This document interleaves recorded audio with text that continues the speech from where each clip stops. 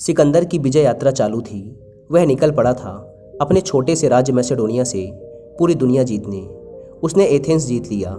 अभी अभी उसने यूनान को जीता ही था कि किसी ने उसको खबर दी कि यहाँ पास की ही नदी के तट पर डायोजनीज नाम का एक फ़कीर रहता है। कहते हैं बड़ा गजब का फ़कीर है, आत्मज्ञान को उपलब्ध हो चुका है। पूरे दिन नग्न ही पड़ा रहता है नदी के किनारे। लोग कहते हैं कि बड़े से बड़े सम्राट भी उसके सामने फीके हैं। यह सुन सिकंदर ने ऊंची आवाज़ में कहा, ऐसा क्या है उस फकीर के पास? लोगों ने कहा, यही तो मज़े की बात है कि उसके पास कुछ भी नहीं है। पूरे दिन नग्न पड़ा रहता है नदी के किनारे, फिर भी मस्ती से रहता है, आनंद में रहता है। सिकंदर ने कहा, फिर तो मैं भी उसे देखना चाहूँगा। सुबह सुबह सिकंदर उस नदी के किनारे पहुँच गया। सर्दी के दिन है, सुबह का समय है, चारों तरफ धूप निकली हुई है। नंगा डायोजनीज लेटा है रेत पे, उसकी आंखें बंद हैं, वह अपने ध्यान में मग्न है। सिकंदर जाकर खड़ा हो गया उसके सामने और डायोजनीज की तरफ देखते हुए बोला, तुम्हारे पास तो कुछ भी नहीं है, फिर भी तुम इतने आनंद में कैसे लेटे हुए हो? डायोजनीज ने कहा, तुम्हारे पास तो सब कुछ है, तो क्या तुम आनंद में हो? यह सुन सिकंदर कुछ पलों के लिए संदेह में पड़ गया। वह निःशब्द खड़ा रहा। पहले तो उसने सोचा कि बोल देता हूँ, हाँ बड़े आनंद में हूँ। फिर अनायास ही उसके मुंह से एक फीकी सी मुस्कान निकल पड़ी और उसने हंसते हुए कहा, ठीक कहते हैं आप, सब कुछ तो है लेकिन आनंद नहीं है। तो डायोजनीज ने कहा, फिर सब कुछ होने से आनंद के होने का क्या संबंध है? और अगर सब कुछ होने के बाद भी तुम ये देख पा रहे हो कि तुम्हें आनंद नहीं मिला, तब भी तुम दुनिया के और बड़े साम्राज्यों को जीतने जा रहे हो इस उम्मीद से कि तुम्हें आनंद मिलेगा, फिर तो तुम इस दुनिया के सबसे पागल इंसान हो। बात को टालने के लिए सिकंदर अपने चेहरे पे एक छोटी सी मुस्कान ले आया। डायोजनीज ने कहा, देखता हूँ कई दिनों से सड़क से बड़े बड़े हथियार जा रहे हैं, हजारों सैनिक जा रहे हैं। कहाँ के लिए निकले हो? क्या इरादा है तुम्हारा? सिकंदर ने कहा, पहले मध्य एशिया को जीतूंगा, फिर सोने की चिड़िया कहे जाने वाले हिंदुस्तान को जीतना है, फिर सारी दुनिया जीतकर वापस लौटूंगा। डायोजनीज ने कहा, फिर उसके बाद क्या करोगे?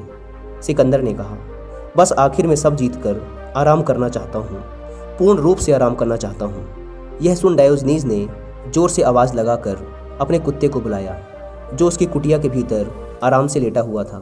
उसने कहा, सुन इधर आ, यह सब देख। सिकंदर तो बहुत हैरान रह गया। डायोजनीज का कुत्ता भागा हुआ आया। डायोजनीज ने अपने कुत्ते से कहा, तूने कभी कोई पागल देखा है? नहीं ना, तो ये देख ले। उसने सिकंदर की तरफ इशारा किया। डायोजनीज ने कहा, ये सिकंदर है, यह कह रहा है सारी दुनिया जीत लूँगा तब आराम से रहूँगा, और हम दोनों यहाँ बिना दुनिया को जीते ही आराम से रह रहे हैं। हमने बड़ी गलती कर दी, हम भी पहले दुनिया जीत लेते। यह कहकर डायोजनीज ज़ोर ज़ोर से हंसने लगा। डायोजनीज को देखकर उसका कुत्ता भी ऊपर नीचे सिर हिलाने लगा।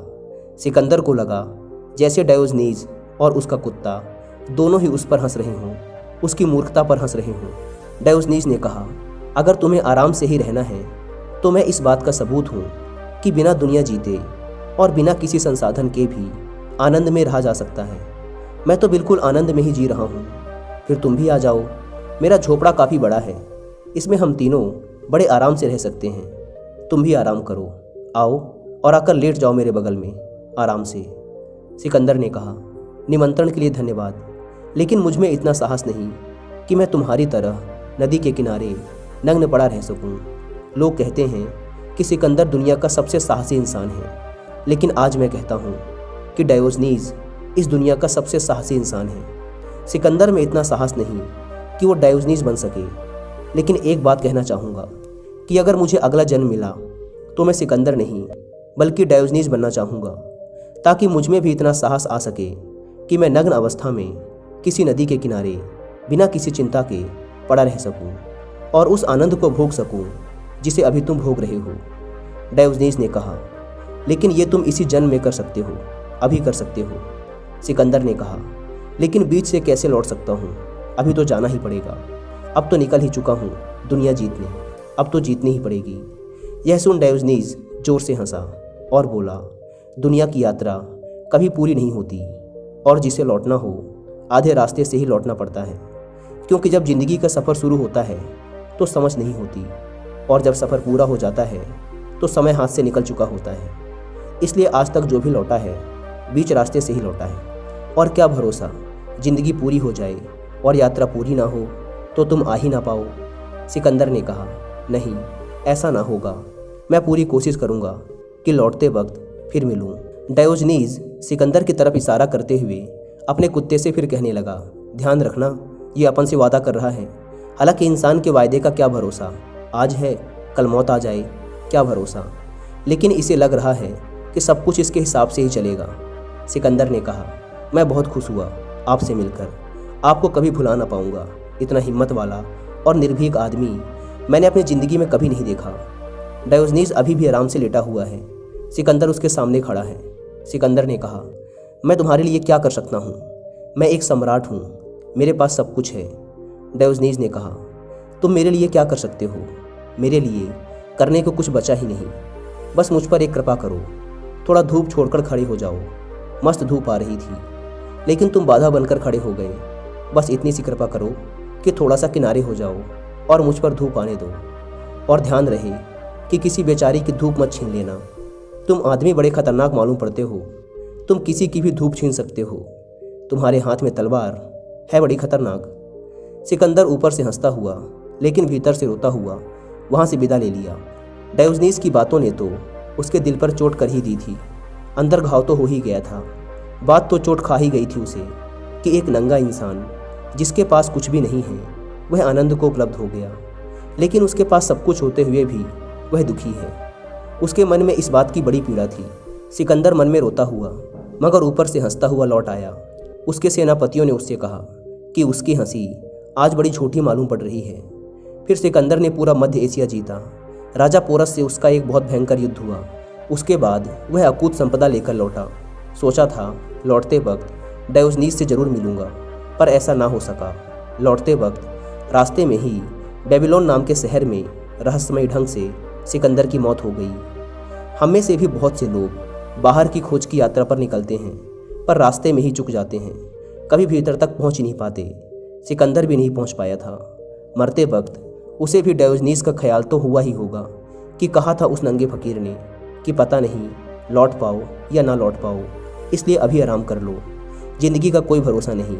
अब उसका कुत्ता और वह दोनों हंस रहे होंगे कि देखो सिकंदर नहीं लौट पाया, बड़े घमंड से कह रहा था कि वचन देता हूँ लौटकर जरूर आऊँगा। लेकिन संयोग की बात थी कि जिस दिन सिकंदर मरा उसी दिन घंटे भर बाद डायोजनीज और उसका कुत्ता भी मर गया। पुरानी यूनानी कहानियों में कहा जाता है कि मरने के बाद उन दोनों का बैतरणी के किनारे स्वर्ग में प्रवेश करते वक्त फिर मिलन हो गया। सिकंदर आगे है क्योंकि वह आधे घंटे पहले मरा है। पीछे डायोजनीज है जो कि घंटे भर बाद मरा है। डायोजनीज नंगा था जब सिकंदर उससे पहली बार मिला था और सिकंदर कीमती वस्त्रों और आभूषणों से ढका हुआ था। लेकिन आज सिकंदर भी नंगा है। डायोजनीज तो पहले से ही नंगा था। सिकंदर ने पीछे से किसी के आने की आवाज़ सुनी। उसने पीछे मुड़कर देखा, यह तो डायोजनीज था। वह डर गया यह सोचकर कि मैं भी नंगा ही खड़ा हूँ, यह आज फिर हंसेगा मुझ पर। उसने तो उसी दिन कहा था यहीं बैठ जाओ, जगह काफ़ी है। आज सिकंदर को देख डायोजनीज फिर जोर से हंसा। अपने डर को छिपाने के लिए सिकंदर भी बनावटी हंसी हंसा। उसने जोर से हंसने की कोशिश की लेकिन वह ना हंस सका। सिकंदर ने हंसते हुए कहा, अच्छा तुम डायोजनीज हो, कितनी खुशी की बात है कि एक बादशाह से एक फ़कीर मिला, वो भी बैतरणी पर। इससे पहले शायद ही कभी ऐसा हुआ हो। यह सुन डायोजनीज जोरों से हंसने लगा। उसने कहा, ठीक कहते हो, लेकिन एक भूल कर रहे हो। भूल इस बात की कर रहे हो कि तुम अभी भी यह नहीं पहचान पा रहे कि कौन बादशाह है और कौन फ़कीर। बादशाह पीछे है, फ़कीर आगे है। सिकंदर ने देखा वह आगे था और डायोजनीज उसके पीछे। दोस्तों, अगर आप सिकंदर के बारे में डिटेल से जानना चाहते हैं कि कैसे मैसेडोनिया जैसे छोटे से राज्य का राजकुमार पूरी दुनिया जीतने का स्वप्न लेकर बड़ा हुआ और सिकंदर की माँ व उसके गुरु अरस्तु का सिकंदर को विश्व विजेता बनाने में क्या योगदान था, तो इसके ऊपर आप कुक्कू FM पर हिंदी में एक बहुत ही अच्छी ऑडियो बुक सुन सकते हैं जिसका नाम है हिस्ट्री ऑफ अलेक्जेंडर। इस ऑडियो बुक में टोटल 17 एपिसोड हैं, जिसमें सिकंदर के जन्म से लेकर भारत से लौटते वक्त बेबीलोन में उसकी रहस्यमयी मौत तक की पूरी कहानी डिटेल से बताई गई है। कुकू एफएम की बात करें तो यह इंडिया का लीडिंग ऑडियो बुक प्लेटफॉर्म है, जहां पर आप अलग अलग फील्ड के हज़ारों बुक्स की ऑडियो बुक सुन सकते हैं, वो भी इंडिया के किसी भी लैंग्वेज में।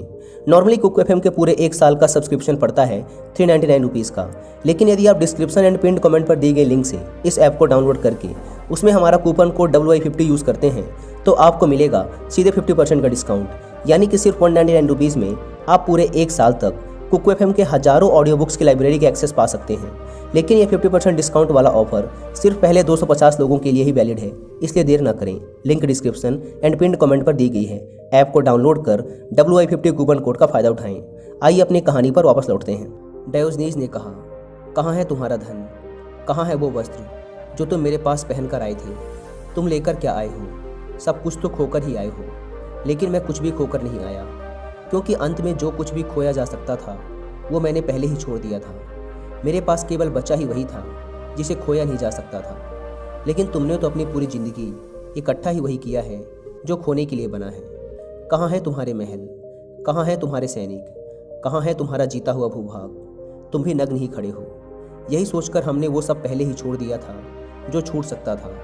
उस दिन तुमने सोचा होगा कि इस भिखारी के पास कुछ भी नहीं है, लेकिन हमने तो बचाया ही वही था जो अंत तक हमारे साथ रहे। याद रहे, जो चीज़ छूटने के लिए बनी है जब वह अपने समय पर छूटती है तो बहुत दुख देती है, लेकिन यदि उसे समय से पहले ही छोड़ दिया जाए तो सुख देकर जाती है। सिकंदर चुपचाप डायोजनीज की बातें सुन रहा था। अंत में उसने कहा, जैसे कि मैंने अपनी पहली मुलाकात में कहा था कि अगले जन्म मैं डायोजनीज बनना चाहूँगा, सिकंदर नहीं।